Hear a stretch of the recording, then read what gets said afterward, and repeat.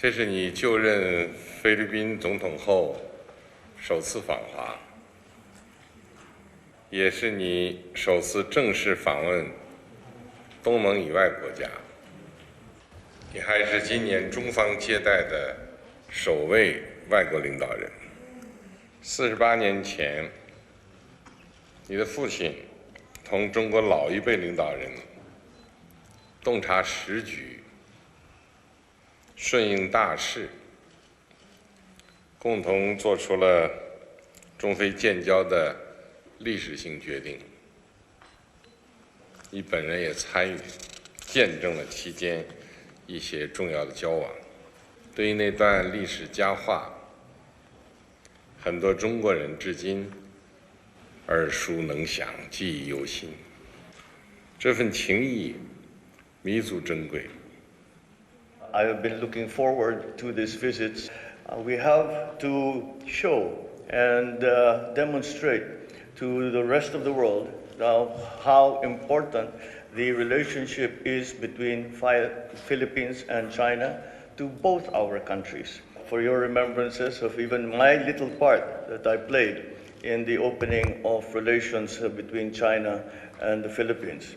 It has now become my responsibility, but certainly my privilege, to be able to continue on that legacy, to continue to promote the friendship between China and the Philippines, to continue to bring our peoples closer together, and hopefully, with the problems and challenges that we all face in the next few years, strengthen the partnership with the People's Republic so that that partnership that will keep us stable, that will keep us strong, and keep the region as still the driving force behind the new global economy. After the outbreak of the COVID-19 pandemic, the Chinese Communist Party eased entry restrictions. Some overseas Chinese who are worried about their family members in China have ventured back to their homeland, bringing medicine and conveying the actual situation in China. According to the World Journal in the U.S. on December 30th, some Chinese in Los Angeles used the word hell on earth to describe what they saw and heard in China. The report mentioned that Z and some friends flew back to his hometown of Chengdu, China, from Los Angeles and transited in Hong Kong on December 28th. He said, the current situation in Chengdu is when you call the emergency center 120, there are still people answering the phone, but there is no ambulance. All ambulances had been dispatched, so if you want to go to the hospital, the only way is to drive yourself. Z said that Emergency Center 120 told him that all major hospitals, including Sichuan Medical University and Sichuan Provincial Hospital, were full and only community hospitals might have beds. But when he drove to a community hospital, the hospital told him that he could come in for an infusion, but there were no more hospital beds, so he could not be admitted. Z said that his 92-year-old father had a fever for 2 days, and although taking medicine he brought back from the U.S. gave a slight improvement, his illness still lingered. In addition, so many people in the locality had white lungs, and there were no notable symptoms before they died. Therefore, he and his family were apprehensive. They could not get to the hospital and had no ambulance, and there was no hope.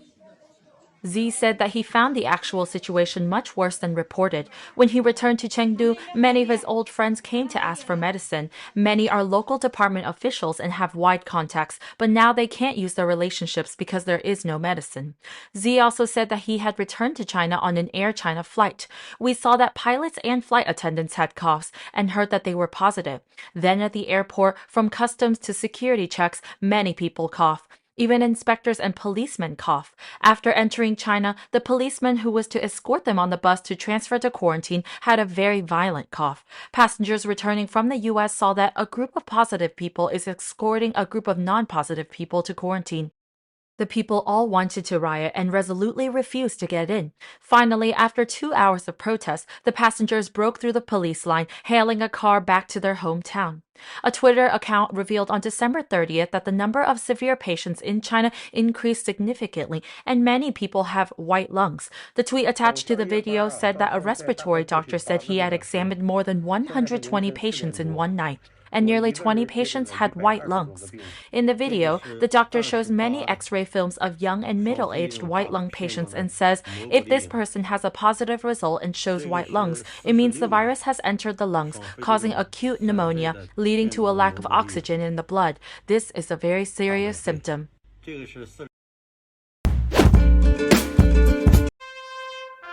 国家主席习近平4号下午在人民大会堂北大厅举行仪式，欢迎菲律宾共和国总统费迪南德·罗穆尔德兹·马科斯对我国进行国事访问。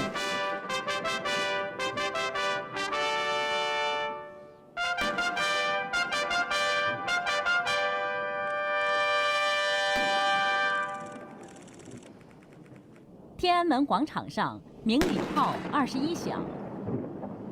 习近平主席夫人彭丽媛、中共中央政治局委员、国务委员王毅、中共中央政治局委员、全国政协副主席何立峰等出席欢迎仪式。陪同马克思访华的有总统夫人、前总统兼众议院高级副众议长、众议长等。军乐团奏非中两国国歌。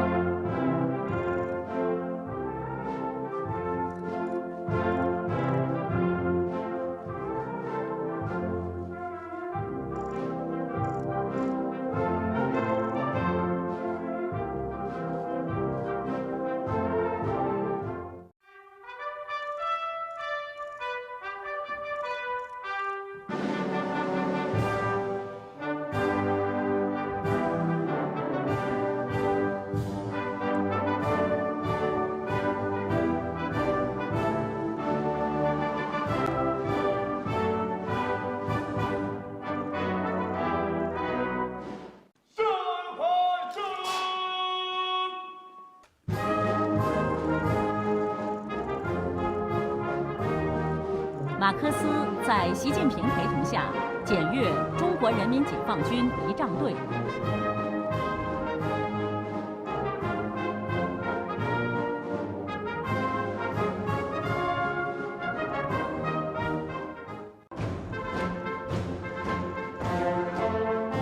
两国元首围到检阅台，观看仪仗队分列式。